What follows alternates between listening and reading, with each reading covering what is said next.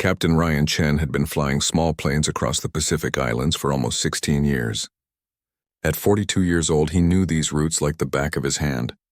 Every Tuesday and Thursday, he would fly the same path from Fiji to a luxury resort on one of the outer islands, carrying supplies, mail, and occasionally a few passengers who preferred the scenic route over a crowded ferry.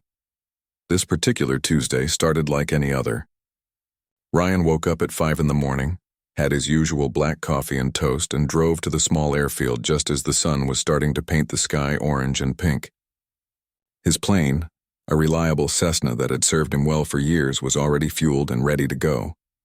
He did his routine checks, running his hands along the wings, testing the flaps, making sure everything was in perfect order. Flying over water meant you couldn't afford to take chances. Out here, a mechanical failure didn't mean an emergency landing in a field. It meant ditching in the ocean.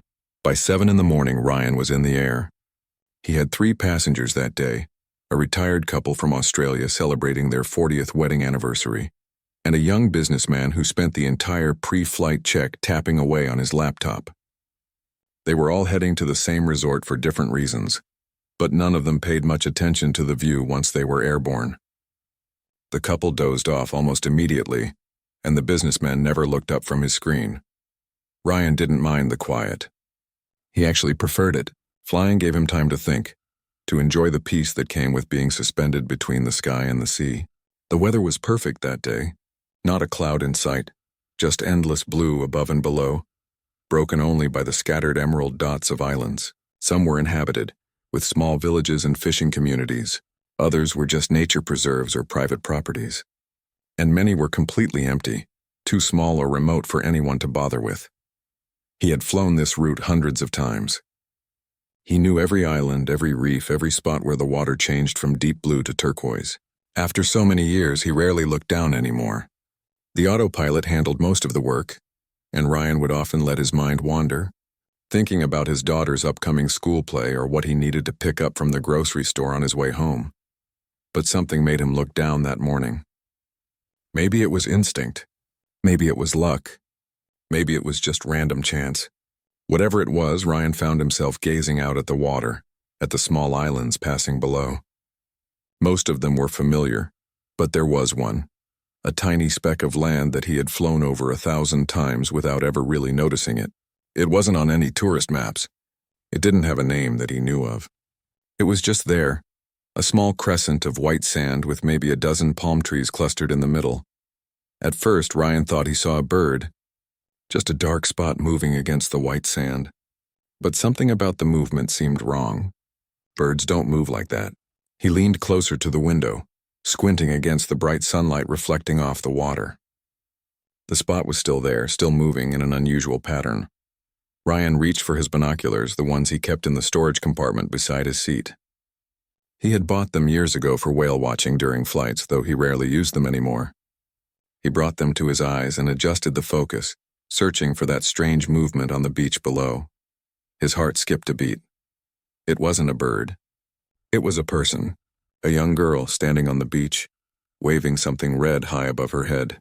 She was jumping, running back and forth, clearly trying to get his attention. Even from this height, Ryan could see the desperation in her movements. For a moment, he thought maybe he was seeing things. The sun could play tricks on you sometimes, create mirages that looked real. But as he circled slightly to get a better view, there was no doubt. Someone was down there and they were in trouble. Ryan's training kicked in immediately. He reduced his altitude slightly, keeping the island in view while he reached for his radio. His hand was surprisingly steady considering his heart was now pounding hard in his chest. He had done rescue coordination before, helped lost hikers and broken down boats, but something about this felt different. This island was in the middle of nowhere. There were no villages nearby, no resorts, no reason for anyone to be there. The girl below continued waving her red cloth, a bright splash of color against the pale sand. She had clearly seen him circling back. Ryan could imagine her relief, her hope. He had to help her, but landing was impossible. The beach was too short, too narrow, and he could see rocks jutting out from the shallow water on both sides. He spoke into his radio, contacting the Coast Guard station on the main island. His voice was calm and professional, giving them the exact coordinates describing what he saw. The operator on the other end sounded surprised. Nobody had reported anyone missing in this area. No boats had sent distress signals. No planes had gone down. "Are you certain it's a person?" the operator asked. Ryan looked down again through his binoculars. The girl was still there, still waving. He could see her more clearly now. She was thin, very thin. Her clothes looked torn and dirty. Her hair was wild and tangled. This wasn't someone out for a casual beach day. "I'm certain," Ryan said firmly. "She needs help immediately."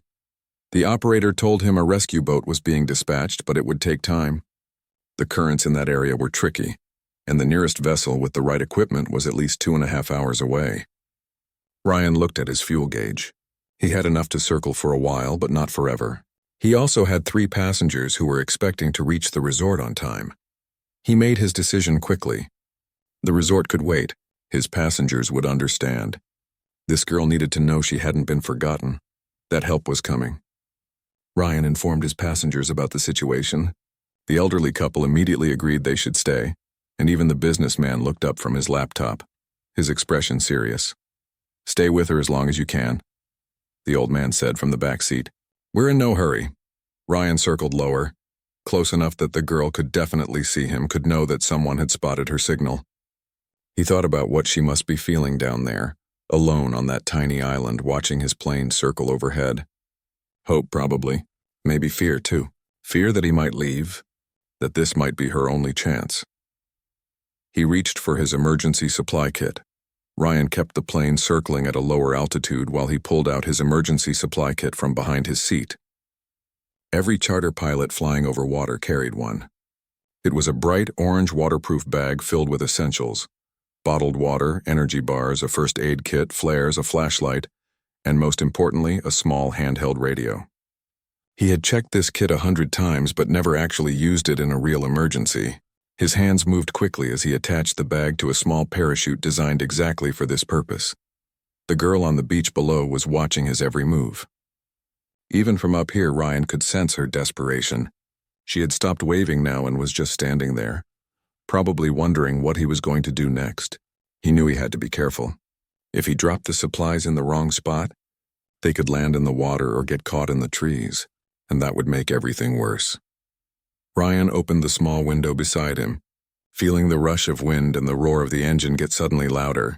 He calculated the wind speed and direction, trying to remember his training from years ago. He had practiced supply drops before, but that was in controlled conditions with instructors watching. This was real. This mattered. He said a silent prayer and released the bag. The orange parachute bloomed open almost immediately, and Ryan watched as it drifted down toward the island. The girl saw it too and started running toward where it would land. For a terrible moment, Ryan thought it might fall into the water on the far side of the beach, but the wind carried it perfectly onto the sand, maybe 20 feet from the tree line. The girl reached it within seconds, dropping to her knees beside the bag. Ryan could see her fumbling with the straps, pulling it open. He circled around again, giving her time to find the radio inside. His own radio was already set to the emergency frequency, and he waited, watching her figure out how to use it. Then, crackling through the static, he heard her voice. "Hello? Can you hear me? Please, please tell me you can hear me." Her voice was weak and hoarse, like she hadn't had water in days. But there was so much hope in those words that Ryan felt his throat tighten with emotion. "I can hear you," Ryan said, keeping his voice steady and calm. "You're going to be okay. Help is on the way. My name is Ryan. I'm a pilot, and I'm not going anywhere until the Coast Guard gets here." There was a pause, and then he heard what sounded like crying mixed with laughter, that strange sound people make when relief and fear collide. "Thank you," she said, her voice breaking. "Thank you so much. I thought nobody would ever see me. I thought I was going to die here." "You're not going to die," Ryan said firmly. "But I need you to tell me your name and what happened. The Coast Guard needs to know." "Can you do that?" "My name is Sophia," she said, and Ryan could hear her trying to compose herself, trying to be brave. "Sophia Reyes, I'm 17. I've been here for 11 days, 11 days. Ryan felt his stomach drop. 11 days alone on that tiny island with no supplies, no shelter, no help. He looked down at her small figure on the beach and wondered how she had survived. 11 days, Ryan repeated, making sure the Coast Guard operator who was listening on the same frequency heard it clearly. Sophia, can you tell me how you got there? Were you on a boat? Yes, Sophia said, and her voice got quieter. I was with my uncle. We were sailing from the Philippines to Fiji. He runs a small fishing boat, and I was helping him with a delivery. We've done it dozens of times before, but there was a storm, a really bad one. It came out of nowhere. The waves were so big and the wind was so strong. The boat started taking on water, and then it just flipped over. She paused, and Ryan could hear her breathing hard, reliving the memory. I grabbed onto a piece of the boat, a wooden panel that broke off. I held on for hours, maybe all night. I don't really remember. When the sun came up, I saw this island. It was so far away, but I started swimming. I had no choice. The current helped me, pushed me toward it. When I finally got here, I collapsed on the beach. I couldn't move for a whole day. What about your uncle? Ryan asked gently, though he already feared the answer. Sophia's voice became very small. I don't know. I never saw him after the boat flipped. I called for him in the water, but the storm was too loud. I couldn't see anything. I keep hoping maybe he made it to another island, but I don't know. Ryan swallowed hard. He had to keep her focused on survival, on the present moment. Sophia, you did an amazing job surviving this long. That took real strength. Have you been able to find food and water? A little, she said. There's a small spring on the other side of the island. Barely a trickle, but it's fresh water. I've been drinking from there, and I found some coconuts and caught a few small fish in the shallow water. But I'm so hungry. And tired. I'm so tired. I know, Ryan said softly. But you need to stay strong for just a few more hours. The Coast Guard is on their way. They should be there in about 2 hours. Can you hang on for 2 more hours? Yes, Sophia said, and he could hear her determination. I've made it 11 days. I can make it 2 more hours. That's the spirit, Ryan said. Now I want you to drink some of the water I dropped and eat one of those energy bars. Slowly, though, okay? Your stomach needs to adjust, and there's a first aid kit in there, too. Do you have any injuries I should know about? Cuts on my feet and hands, Sophia said. Some are infected, I think. They're red and swollen, and I have this rash all over my arms from something in the jungle. Ryan relayed this information to the Coast Guard, who confirmed they had medical personnel on the rescue boat. He kept circling, kept talking to Sophia, asking her questions to keep her alert and focused. She told him about the nights on the island, how scared she was of the darkness and the strange sounds from the jungle. She told him about making the red flag from her torn jacket, how she had waved it at every plane she saw, but they all just kept flying. Why did you stop? Sophia asked suddenly. Why did you look down when nobody else did? Ryan thought about that question. He had asked himself the same thing. I don't know, he said honestly. Something just told me to look. Maybe it was meant to be. I think it was, Sophia said quietly. I prayed every morning that someone would see me. And you did. They talked for the next hour, and Ryan learned more about Sophia's life. She was a high school student who loved marine biology and wanted to study oceanography. She lived with her mother and 2 younger brothers in a small coastal town. Her uncle had promised this sailing trip would help earn money for her university tuition. She talked about her family with such love that Ryan's heart ached, thinking about what they must be going through. Not knowing if she was alive or dead. When we get you home, Ryan said. You're going to have the best story to tell everyone. You survived something incredible.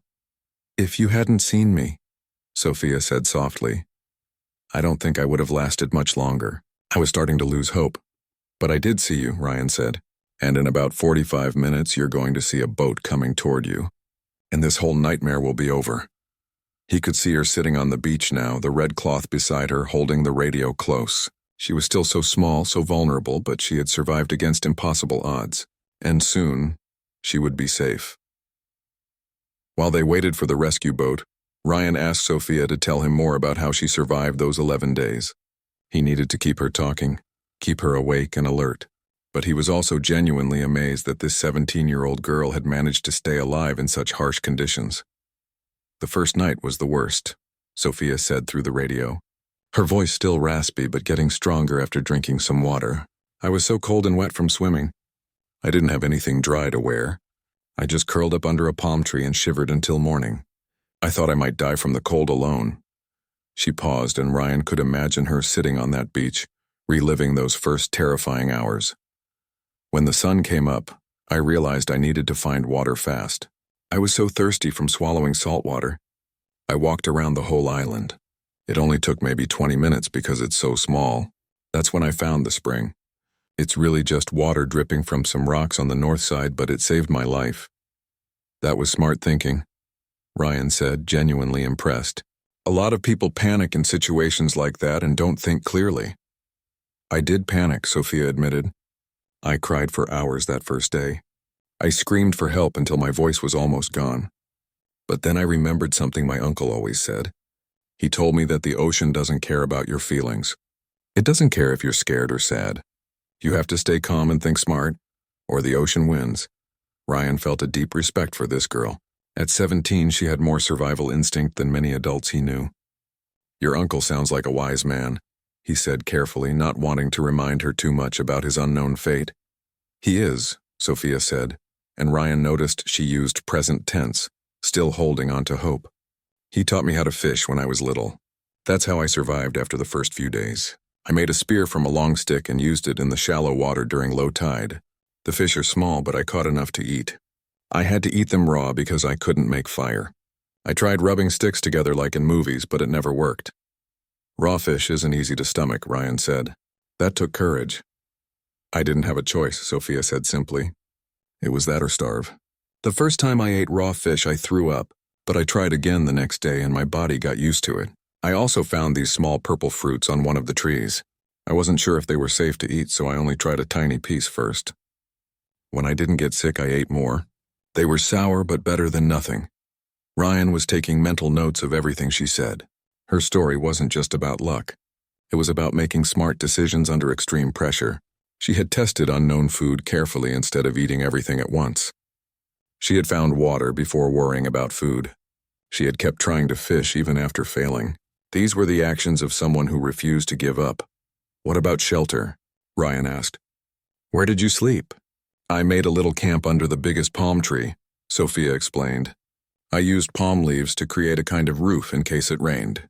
It did rain twice, heavy tropical rain that lasted for hours. I collected as much rainwater as I could in coconut shells.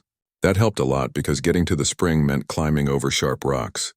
And my feet were already cut up pretty bad. She went quiet for a moment, and when she spoke again, her voice was softer, more vulnerable. The nights were the hardest part. Not because of hunger or thirst, but because of the loneliness and the sounds. There are so many sounds at night on an island, things moving in the trees, splashing in the water. I kept thinking about sharks. I know they don't usually come into shallow water, but I couldn't stop imagining them. And I thought about my mom. She must be so worried. She doesn't even know if I'm alive. Ryan's chest tightened. He thought about his own daughter, how he would feel if she was lost somewhere. Your mom is going to be so happy to see you, he said. When we get you to the mainland, you can call her right away. I hope she's not too angry about the trip, Sophia said, and Ryan could hear the worry in her voice. She didn't really want me to go with my uncle. She said it was too dangerous that I should focus on school, but I wanted to help him earn money for my education. Now I feel like I made everything worse. Sophia, listen to me, Ryan said firmly. Your mom isn't going to be angry. She's going to be grateful you're alive. You didn't do anything wrong. Sometimes bad things happen and it's nobody's fault. What matters is that you survived. You were brave and smart and you never gave up. I almost did, Sophia confessed. On the 9th day, I almost gave up. I was so weak and tired. I hadn't seen any planes in 2 days. I thought maybe this island was too far off the normal routes. I thought maybe nobody would ever find me. I just lay on the beach and cried. I didn't even try to fish that day. But you didn't give up, Ryan reminded her. You're still here. You kept fighting. I thought about my little brothers, Sophia said, her voice breaking slightly. They're only 8 and 10. They look up to me. I couldn't let them grow up thinking their big sister just gave up. So on the 10th day, I got up and made that red flag from my jacket. I decided I would wave it at every plane I saw, even if 100 planes passed without stopping. And then you came. Ryan had to blink back tears. He was a grown man, an experienced pilot who had seen many things. But this girl's strength moved him deeply. You saved yourself, Sophia, he said. I just happened to be the one who noticed. But you're the one who survived. They continued talking, and Sophia told him more details about her days on the island. She described finding a small crab one morning, and how excited she was to have something different to eat. She talked about singing songs to herself to feel less alone, the same songs her grandmother used to sing when Sophia was little. She told him about keeping track of days by making marks in the sand with a stick, watching helplessly as each tide washed them away. I started making the marks higher up on the beach where the water couldn't reach, she said. I needed to know how long I'd been here. I needed to count the days because it made me feel like time was still real, like the world was still out there even though I couldn't see it. Ryan checked his fuel gauge and his watch. The Coast Guard boat should be getting close now. He could see Sophia still sitting on the beach, the orange supply bag beside her. She had drunk more water and eaten one of the energy bars. Even from this height, she looked a little stronger, a little more alert. Sophia, Ryan said, I need you to look toward the horizon, toward the east. Do you see anything? There was a pause, and then Sophia's voice came back, filled with excitement. I see something. Is that them? Is that the boat? That's them, Ryan confirmed, feeling his own excitement rising. They're about 15 minutes away now. Your rescue is almost here. He heard Sophia crying again, but these were different tears. These were tears of relief, of joy, of finally believing that her nightmare was truly ending. The Coast Guard boat grew larger on the horizon, cutting through the blue water with purpose. Ryan could see the white hull and the red stripe along its side. Sophia was standing now, waving both arms above her head, the red cloth forgotten on the sand behind her.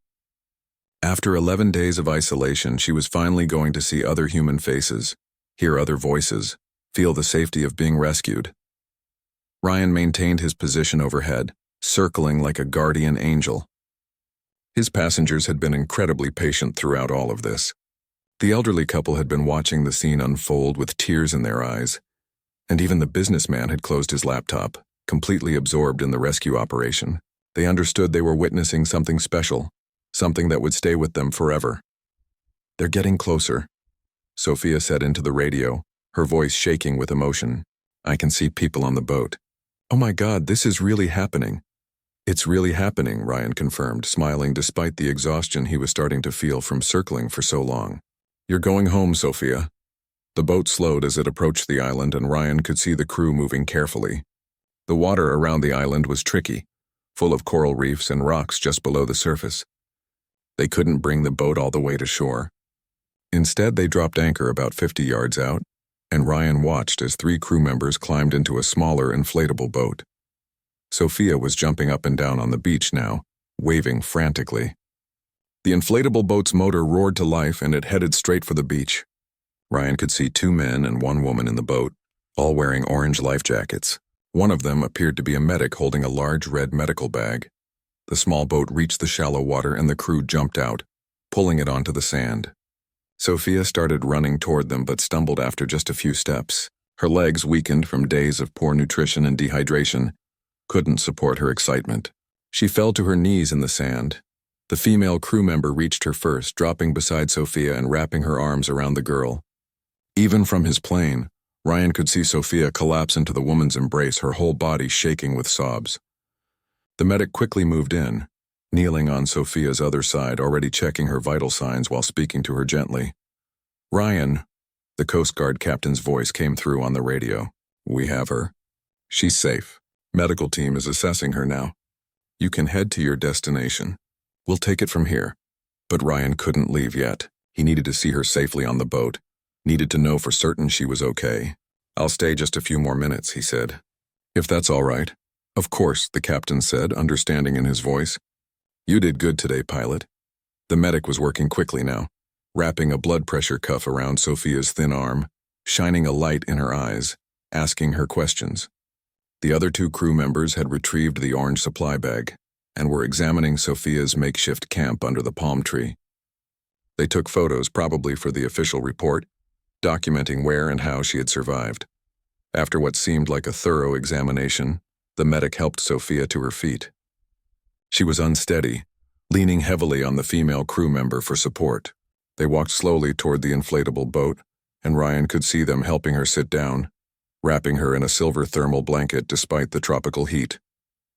She was probably in shock, her body finally allowing itself to shut down now that safety had arrived. Before they pushed the boat back into the water, Sophia looked up at the sky. She raised one hand and waved at Ryan's plane, It was a small gesture, but it carried so much meaning. Thank you. Goodbye. I'll never forget you. Ryan dipped his wings in response, the pilot's way of waving back. It was a simple movement, but he hoped she understood what it meant. You're welcome. Be safe. You're going to be okay.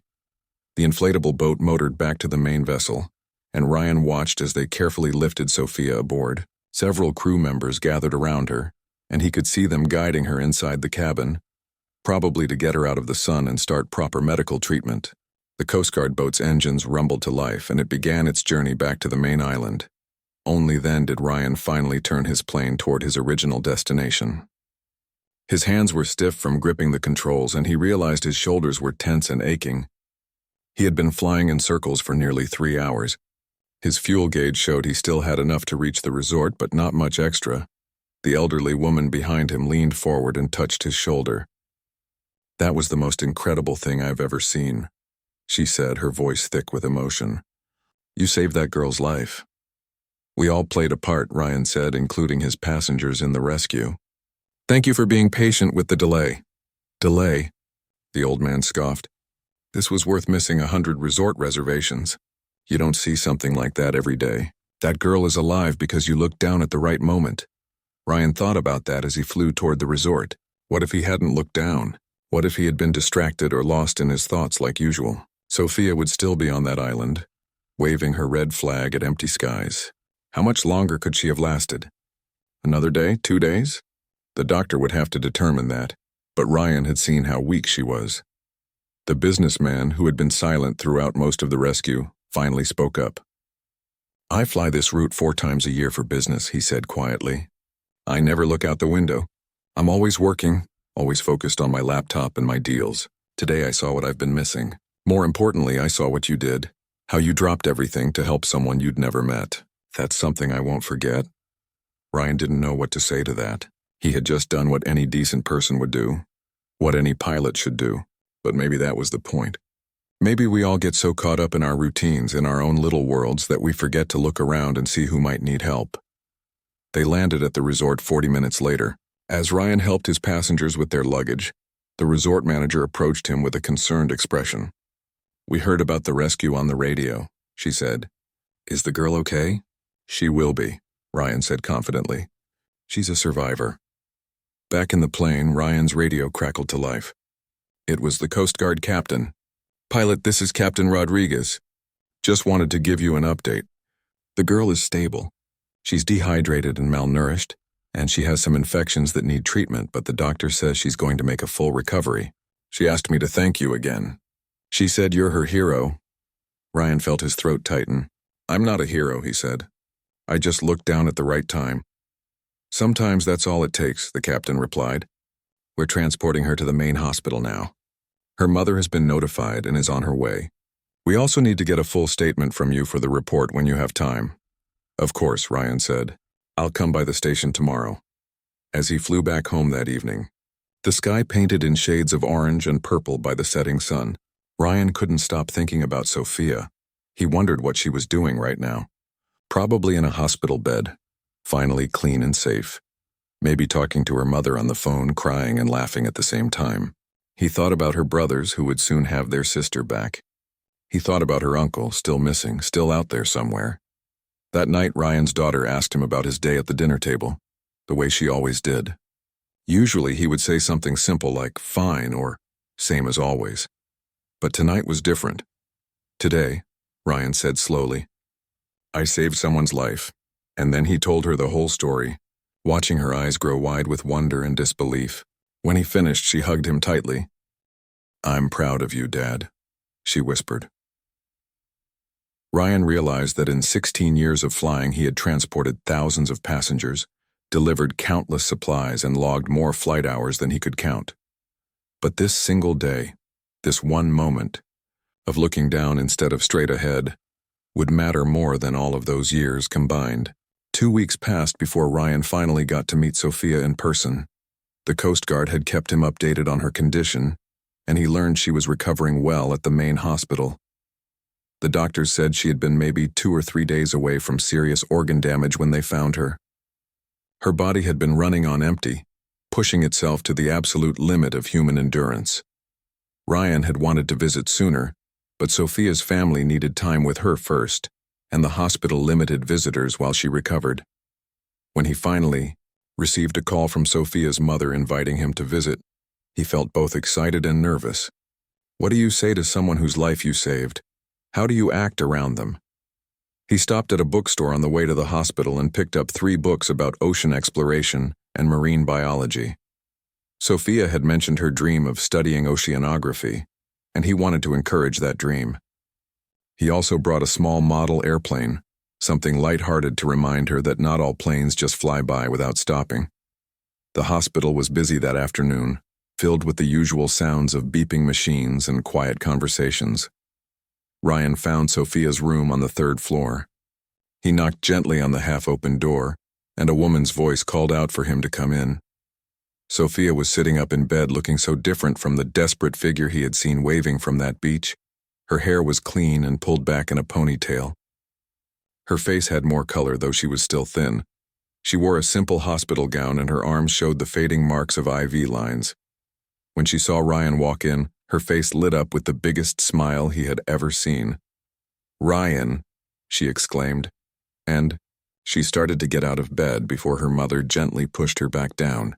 "The doctor said no jumping around yet," her mother said with a loving but firm tone. She was a small woman with the same dark eyes as Sophia, and Ryan could see she had been crying recently. The relief and stress of the past 2 weeks showed on her face. Ryan approached the bed, suddenly feeling emotional himself. "It's so good to see you, Sophia," he said, his voice catching slightly. "You look so much better." "I feel so much better," Sophia said, reaching out to grab his hand. "I can't believe you're really here. I kept asking my mom if you would come visit. I have so much to thank you for." "You don't have to thank me," Ryan said, settling into the chair beside her bed. "I'm just glad I looked down that day." Sophia's mother wiped her eyes with a tissue. "I've been trying to find the words to thank you properly," she said to Ryan. "You brought my daughter back to me. When the Coast Guard called and said they found her alive, I collapsed. I had been preparing myself for the worst news. For 2 weeks I didn't know if she was alive or dead. And now she's here, sitting in this bed, talking and laughing. That's because of you." Ryan felt his own eyes watering. "Your daughter is incredibly strong," he said. "Most people wouldn't have survived what she went through. She's remarkable." 2 young boys suddenly burst into the room, followed by a nurse trying to tell them to be quiet. They were Sophia's brothers, and they immediately climbed onto her bed, hugging her carefully while firing questions at Ryan about his plane and the rescue. "Did you really drop supplies with a parachute?" the younger one asked, his eyes wide. "I did," Ryan confirmed, pulling out his phone to show them photos he had taken from the plane. The boys were fascinated, and Sophia watched them with such love on her face. "These 2 drove me crazy growing up," she said, ruffling their hair. "But when I was on that island, thinking about them is what kept me going." The family spent the next hour telling Ryan about the moment they got the news Sophia had been found. Her mother described how she had been at the Coast Guard station every single day, refusing to give up hope even when officials gently suggested she should prepare for the worst. The boys talked about how they had made signs and hung them in their windows, messages for their sister to come home. Then Sophia's expression changed, becoming more serious. "They found my uncle 3 days after they rescued me," she said quietly. "Some fishermen spotted him in the water about 15 miles from the island. He didn't make it." Ryan had heard this news already from the Coast Guard, but hearing Sophia say it made it real in a different way. "I'm so sorry," he said. Sophia nodded, tears rolling down her cheeks. "He was a good man. He taught me everything about the ocean, about boats, about staying calm when things get scary. I think he would be happy knowing that his lessons helped me survive." At his funeral last week, I told everyone that story. I told them that Uncle Carlos saved my life even though he wasn't there, because he had taught me how to think clearly and stay strong. Her mother squeezed Sophia's hand. "We're planning a memorial for him next month," she said. "We'd like you to be there, Ryan. You're part of this story now. You're part of our family." Ryan felt honored and agreed without hesitation. Over the next hour, Sophia told him more details about her recovery. The infections in her feet and hands had cleared up with antibiotics. She had gained back some weight through careful nutrition, though the doctor said it would take months for her body to fully recover. The hardest part had been the nightmares. Every night, she would wake up thinking she was still on the island, still alone, still waiting for rescue. But they're getting better, Sophia said. And my therapist says that's normal. She says I went through something traumatic, and it takes time to heal from that. The physical part was easier than the mental part. Ryan understood. He had talked to a counselor himself after the rescue, processing his own feelings about how easily Sophia could have been missed, how close she had come to dying alone. So what happens now? Ryan asked. What are your plans? Sophia's eyes sparkled with determination. I'm going back to school in 2 weeks. I missed a lot, but my teacher said they'll help me catch up, and I'm still going to study marine biology. What happened to me didn't make me afraid of the ocean. If anything, it made me respect it more. I want to understand it better. I want to help make sure other people don't get lost like I did. That's an amazing goal, Ryan said, handing her the books he had brought. I thought these might help. Sophia's face lit up as she looked through the books, reading the titles aloud and already planning which one to read first. Her brothers wanted to look too, and soon all three of them were flipping through pages showing colorful fish and coral reefs. Before Ryan left, Sophia asked him one more question. Do you think about that day a lot? She asked. The day you found me? Every single day, Ryan admitted. It changed me. I look at the world differently now. I pay more attention to everything around me. And every time I fly over those islands, I look down carefully at every single one, just in case. Good, Sophia said with a smile. Because you never know who might be down there, waiting for someone to notice them. They exchanged phone numbers and promised to stay in touch. Sophia wanted to visit the airport sometime to see Ryan's plane up close. She wanted to thank his passengers too, the ones who had agreed to wait during the rescue. As Ryan drove home that evening, he thought about how one moment can change everything. One decision to look down instead of straight ahead. One choice to circle back instead of flying on. One girl's determination to survive against impossible odds. 3 months later, Ryan received a package in the mail. Inside was a framed photo of Sophia standing on a beach, healthy and smiling with her arms spread wide. On the back, she had written, "Thank you for reminding me that heroes are real. They're just regular people who choose to care. You'll always be my hero." Ryan hung the photo in his cockpit, right where he could see it during every flight.